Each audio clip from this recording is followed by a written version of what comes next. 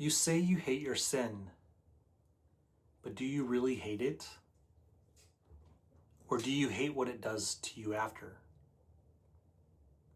My name is Dwayne, and this is A Cult to Christ.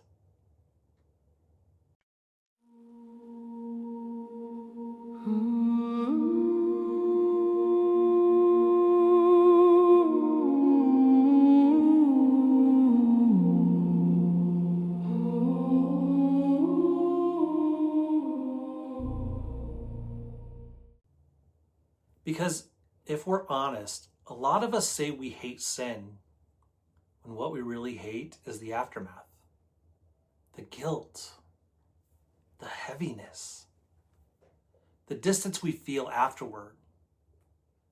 That moment when everything gets quiet and you realize you went back. You hate how it makes you feel.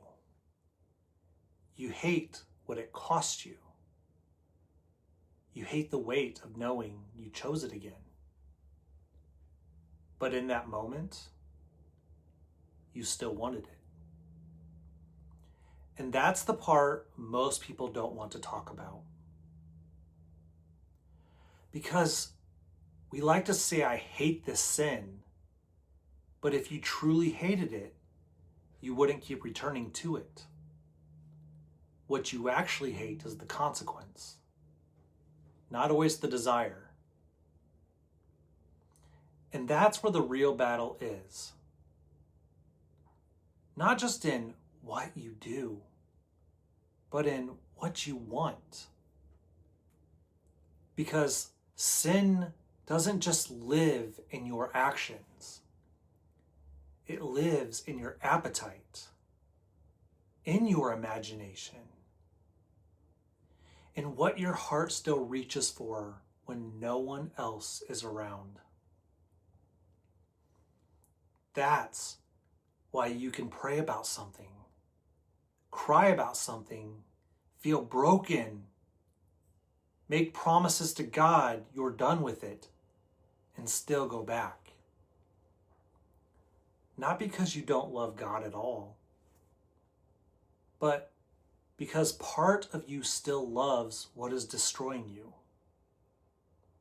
That's hard to admit for most people, but that is the truth. And the truth is the only place real freedom begins. Because if you only deal with behavior, but never deal with desire, you will live in a cycle that never ends. You fall, you feel it, you regret it, you promise you won't go back, and then you do. Not because you're beyond help, but because the root is still alive. The desire is still there. The imagination is still feeding it. The heart is still making space for it. And what is fed will always grow. Sin is not just a moment. It doesn't start when you act. It starts long before that. It starts in what you dwell on, what you entertain, what you justify,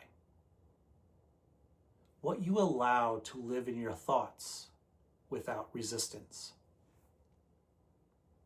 A lot of people want relief from sin, but they don't want death to it. They want the guilt gone. They want the heaviness lifted. They want to feel close to God again, but they still want to keep a small space open for that thing that keeps separating them from Him. And that's why they stay divided. Because sin is not just breaking a rule. It's a divided heart. It's trying to belong to God while still clinging to something that opposes Him. And that division will exhaust you. That's why you feel tired. Not because God is far from you, but because you're being pulled in two different directions. One part of you wants him, and another part wants the comfort, the escape, the pleasure, that familiarity of the sin. And you're trying to carry both. But you cannot have peace while making peace with what is destroying you. And if you're honest, it's not even satisfying you the way it used to. That's the deception of it. It promises relief, but leaves you emptier. It promises comfort, but weakens you. It promises something real, but gives you something hollow. It gives less and takes more every single time. And yet you still go back. Why? Because sin trains you. It teaches your mind where to run when you're tired, when you're stressed, when you're bored, when you're alone. It becomes a pathway, a pattern, essentially a reflex. And after a while, you stop asking why, and you start believing, this is just who I am. But that's not who you are. It may be what you've practiced. It may be what you've fed. It may be what you've returned to again and again. But it's not who you were created to be. And this is where things have to go deeper.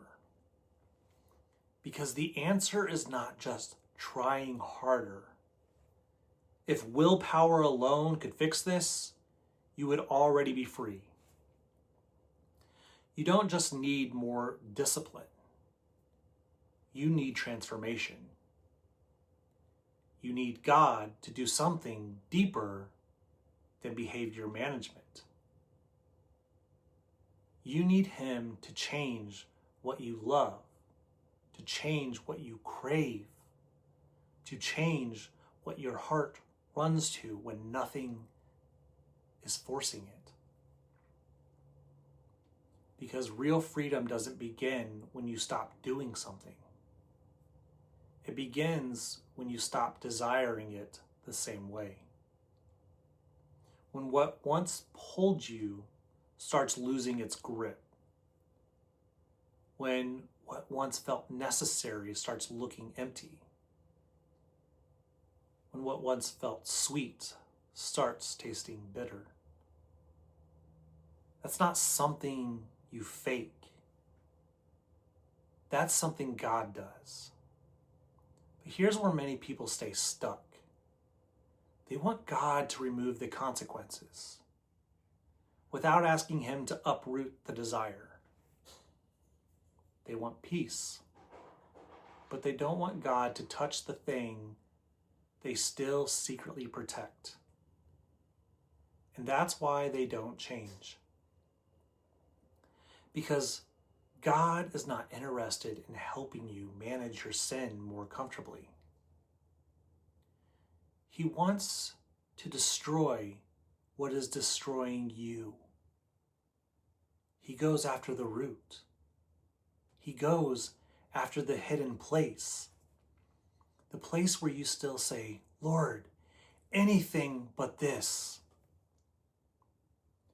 And maybe that's exactly what he's putting his finger on. Not to shame you, but to free you. Because whatever you refuse to surrender will continue to rule you. So the question is not just, how do I stop?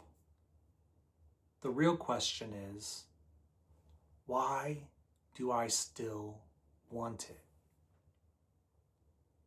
What am I getting from this? What lie am I believing? What am I trying to fill? What part of me still thinks I need this? That's where honesty begins. Not surface level prayers, real ones.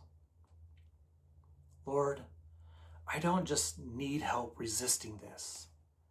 I need you to change me. I need you to change whatever I crave. I need you to deal with the part of me that still wants this. That kind of prayer is dangerous in the right way.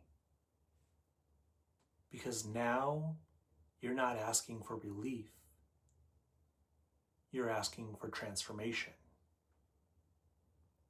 And when God begins to change your heart, everything starts to shift. Not instantly, not easily, but truly. Because he doesn't just modify behavior. He restores people.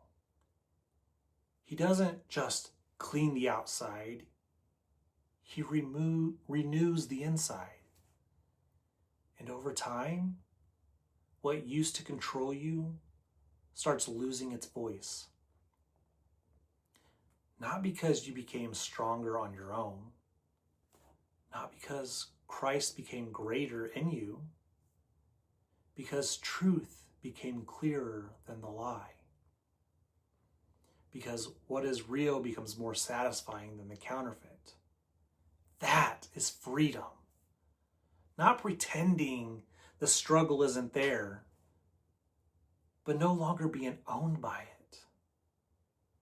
So if you're tired of the cycle, stop only fighting the action. Bring God the deeper thing. Bring him the desire. Bring him the appetite. Bring him your divided heart and ask him, not just to help you resist, but to make you new. Because that is where freedom actually begins.